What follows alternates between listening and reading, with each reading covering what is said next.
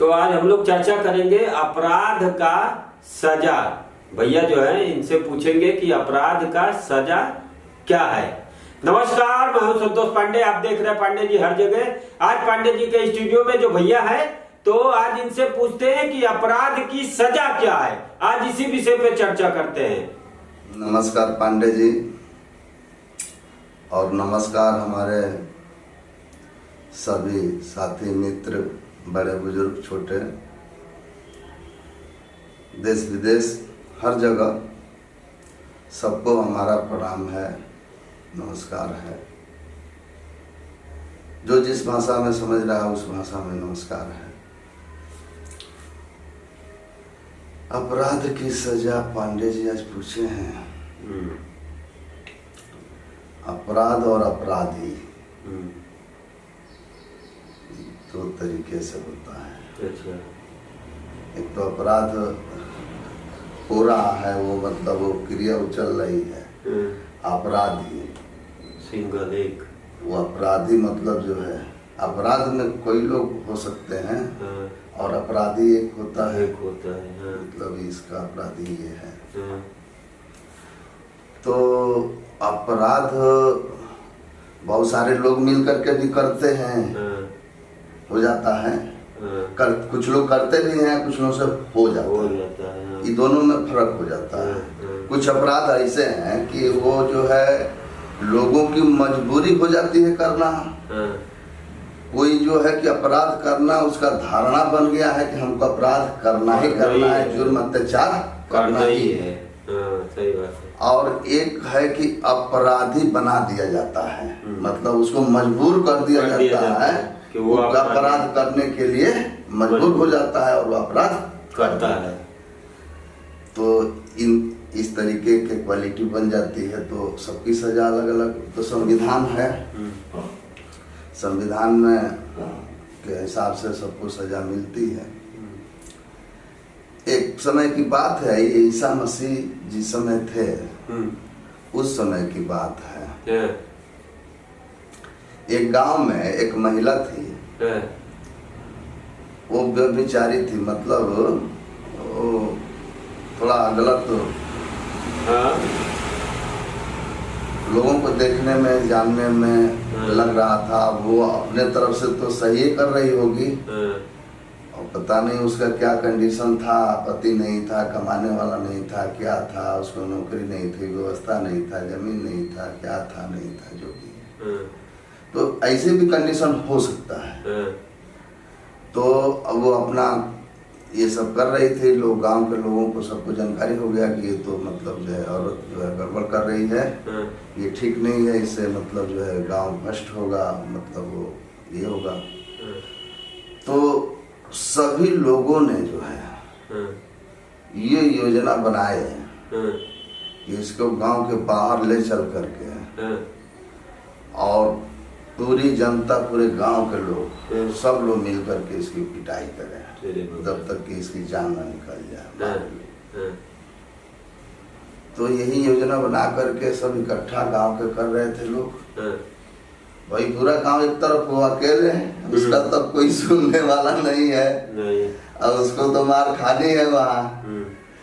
लेकिन ये प्रभु परमात्मा की कृपा ही होती है कि कुछ लोगों को बचाने के लिए आ जाते हैं। बहुत ज्यादा गलती नहीं होती है तो बचाने के लिए आ भी जाते हैं। अब बहुत गलती है तो भाई उसको कौन बचाएगा। अब वो गलती पर गलती करते ही जा रहा है, तो कौन गलती का साथ देगा, गलत के फेवर में चलेगा, बोलेगा कोई नहीं। तो उसी रास्ते से ईसा मसीह जो है अपने कुछ भक्तों को साथ में लेकर के वो जा रहे थे कहीं सत्संग वगैरह करने के लिए।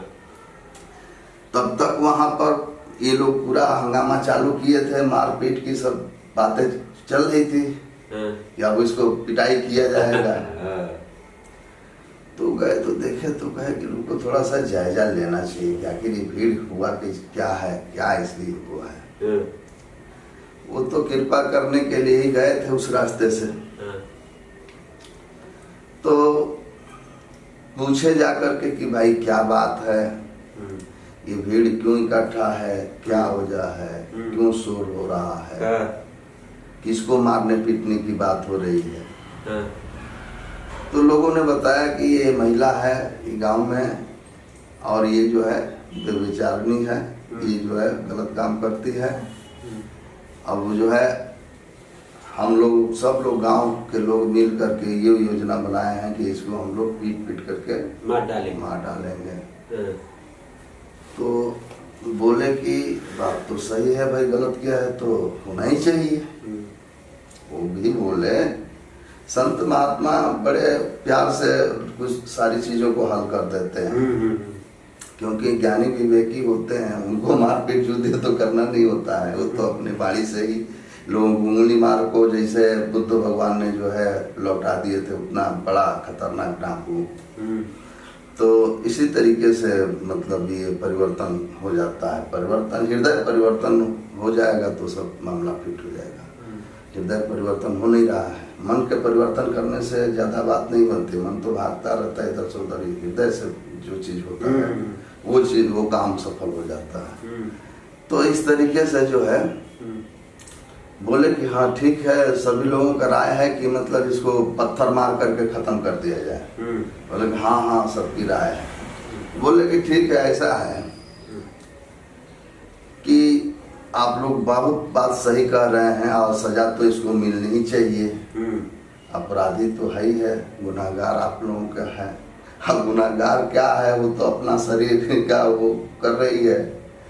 गुनाह यही है कि उस गाँव में रह रही है तो उससे जो है गलत लोगों का वो आचरण व्यवहार ये सब होगा, तो गुनाह यही था। तो उन्होंने कहा कि ऐसा है कि इस औरत को पूरे गांव में सभी लोग सुन लें, पहला पत्थर वो व्यक्ति मारेगा जो अपने जीवन में कभी कोई अपराध न किया हो।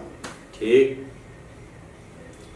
और सब लोग लेकर के एकदम तैयार थे, लाठी डंडा भाला सब लेकर के तैयार थे कि अब उसको तो एकदम खत्मे कर, चटनी बनाना है उसको। बस एक शब्द यही ईसा मसीह जी ने कह दिया कि पहला पत्थर वो व्यक्ति मारे जो जीवन में कभी अपराध न किया हो कोई भी। ठीक। अब जो है सब लोग लेकर के अपना पूरा तैयारी में है। किसी के हाथ से डंडा न चल रहा है, ना पत्थर चल रहा है, एक आदमी भी नहीं चला रहा है। एक आदमी भी पत्थर उसके ऊपर चलाने वाला नहीं मिला। वो बोले कि भाई पहला व्यक्ति, अब तो सोचना पड़ेगा ना पहला कौन पहलवान बनता है। या कोई पहलवान, अब पहलवान तो अब तो छोटे में या बड़े में, जवानी में, बुढ़ापे में, जैसे तैसे घर में, परिवार में, समाज में, यहाँ वहाँ जहाँ तहाँ सब लोगों से कुछ ना कुछ गलती तो हो ही गई है या हो ही जाती है, हो रही है। अगर ये यही है कि मतलब छोटी छोटी गलती अगर हो जाती है तो उसको क्षमा किया जाए। बड़ा बड़ा गलती आदमी करेगा तो उसको कौन क्षमा करेगा, और उसका बढ़ावा दिया जाएगा। वो छोड़ देते तो समझेगा कि हम हमेशा क्षमा हो जाता है, तो करते रहो अपराध, क्या दिक्कत है। जेल के अंदर जाते आते रहो, अपराध करते रहो, तो भी गड़बड़ है। तो इस तरीके से जो है ये सारे गांव के लोग जो है अपना अपना पत्थर डंडा वही फेंक दिए और धीरे से सब लोग अपने गांव में चले गए। अब अकेले वो बची और इस मसीह जो है ईसा मसीह जी और उनके जो भक्त लोग 2-4 लोग थे वो बचे। तब उसके बाद अब वो हक्का बक्का रह गई औरत कि बताओ आज हमारी चटनी बनाने वाले थे इतने लोग और एक मंत्री इन्होंने मार दिया तो सब लोगों ने जो है गायब हो गए। गजब लीला है ये कैसा हमारे ऊपर कितना कृपा हो गया ये। वो तुरंत जो है पैर पकड़ ली, गिर गई, अपने आप जो है कबूल कर ली कि हाँ हमने ये गलती कर हाँ हो रहा था, लेकिन अपना कारण उसने बताई होगी जो भी कुछ है कि भाई काम नहीं चल रहा है, ये है, चाहे जो है गरीबी है, क्या है, वजह तमाम हो सकते हैं। लेकिन जो अब जानबूझ करके इस तरीके से, हालांकि वो होना तो उसको भी नहीं चाहिए, उसको भी मेहनत करना चाहिए, उसको भी अपना स्ट्रगल करना चाहिए। इस तरह ये कोई मतलब अच्छा चीज नहीं है ये, इसको तो सामाजिक दृष्टि से खराबे न कहा जाता है। तो उन्होंने कहा कि चलो अब तुम्हारा क्षमा हो गया, अब तो ठीक है ना। बोले कि अब तो एकदम से हम ठीक हो गए, आज के बाद हम बिल्कुल ठीक हो गए। हम अब बस आपके जो बताए हुए है रास्ता उसी पर चलना है हमको। भोजन तो मिलेगा ही, मेहनत करेंगे, अपना मेहनत करके हम खाएंगे। लेकिन जो है ऐसे ऐसे लाचार लोगों को लोग मेहनत करने भी नहीं देते हैं ना, उनको प्रताड़ित कर देते तेरे रहते हैं। हाँ तो ठीक है, कुल मिलाकर के अब जो है यही जो है सजा हो जाती है। अब अलग अलग अपराधी है, अपराध है, अलग अलग सजा है, तो सबको इसी तरीके से सजा। तो संत महात्मा देखिए इस तरीके से सजा देते हैं लोगों को, वो भी तो एक सजा दिए ही कि मतलब किसी को बुरा भी न लगे। और वो सजा देने आए थे गांव के लोग उसको, उन्हीं लोगों को सजा मिल गया। सही बात है, हो गया ना भाई। अब तो चुप के रहने का मतलब तो यही है ना कि सभी लोगों ने कुछ न कुछ किया है। चोर मौसिया भाई, सब लोगों ने कुछ न कुछ किया है, इसीलिए जो है। तो अब वो सब लोग जब वो किया है तो भैया उसको क्षमा कर दिया, हाँ क्षमा करो और फिर से उसको नया जिंदगी जीने दो। और जो है आज के बाद ये है कि मतलब इसको बिल्कुल पक्का मान लिया जाए कि नहीं, अरे गलत होता है हमारे शरीर से तो हमको पता नहीं चलता है। कुछ गलतियां हो जाती है, वो अनजाने में बिना जानकारी के होती है, तो भाई हमको नहीं समझ में आया। लेकिन जो हम जानबूझ करके गलती करते हैं तो पता है कि हम ये गलती कर रहे हैं, लेकिन अब कुछ ऐसा संरक्षण उसको मिला हुआ है कि वो गलती को गलती करते जाता है और निकलते जाता है। मतलब गलती करते जा रहा है, निकलते जा रहा है, उसकी डिग्री है, उसके हाथे में सब कुछ है। तो अब उसका सिस्टम चला रहा है तो अपना कुछ भी कर रहा है।